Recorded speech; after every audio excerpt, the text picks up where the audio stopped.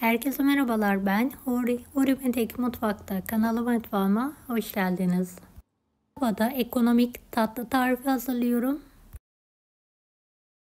Tarifimiz için 2 adet tam yumurta.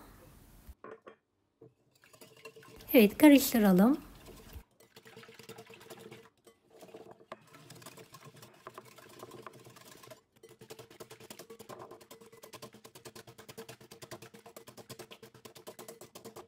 Üç yemek kaşığı toz şeker ekleyelim. Karıştırmaya devam edelim. Hangi şehirden veya ülkeden izliyorsunuz merak ediyorum. Yoruma yazarsanız sevinirim. 3 yemek kaşığı sıvı yağ ekleyelim. Karıştırmaya devam edelim. 3 yemek kaşığı süt. 3 yemek kaşığı un.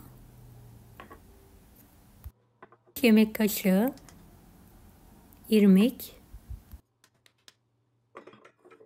1 paket kabartma tozu.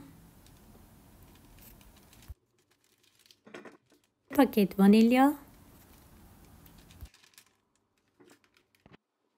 Tüm malzemeyi homojen olana kadar karıştırmaya devam edelim.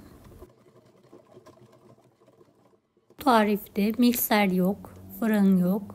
Ekonomik bir şekilde hızlıca hazırlayabilirsiniz. Evet, tavamızı çok az yağ ile yağlayalım.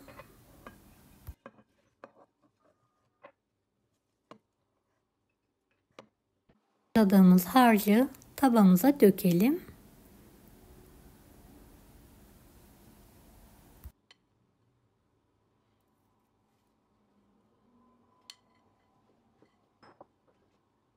Kapatalım. Ocağı kısık olacak şekilde ayarlayalım. Ve pişirmeye bırakalım. Şerbeti için 1 çay bardağı toz şeker, 2 su bardağı süt, şeker eriyene kadar karıştıralım. Şerbetimizi kaynatmadan eriterek hazırlıyoruz.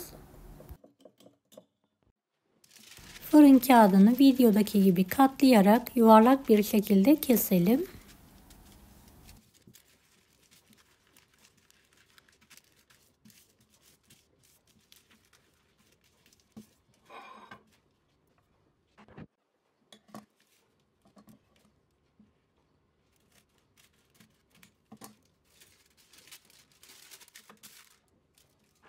Evet, tavamızın kapağını bir peçete yardımıyla silelim.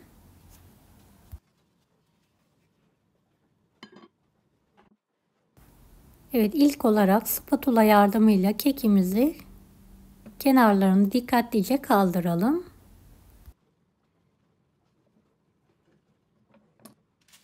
Fırın kağıdını tatlımızın üzerine alalım.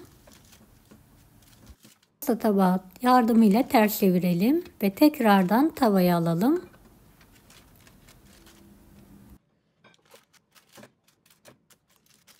Kapağını kapatarak kontrollü bir şekilde pişirmeye devam edelim.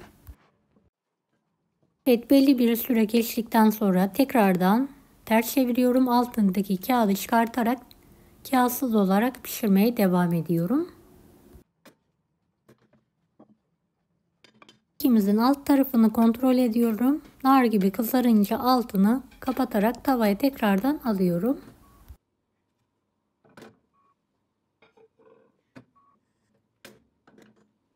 Tatlıya soğuk şerbetimizi dökelim.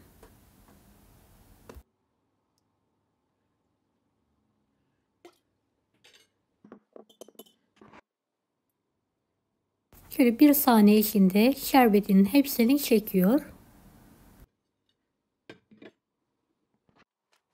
Evet, şerbeti çektikten sonra üzerine bolca isteğe bağlı Hindistan cevizi serpelim.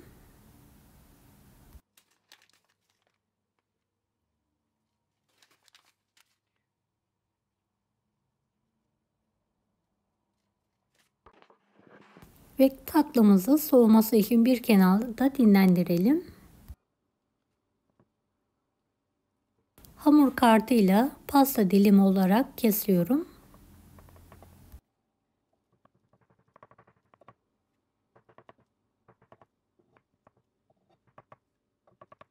Ve tatlımızı soğuttuktan sonra hemen ikram edebilirsiniz.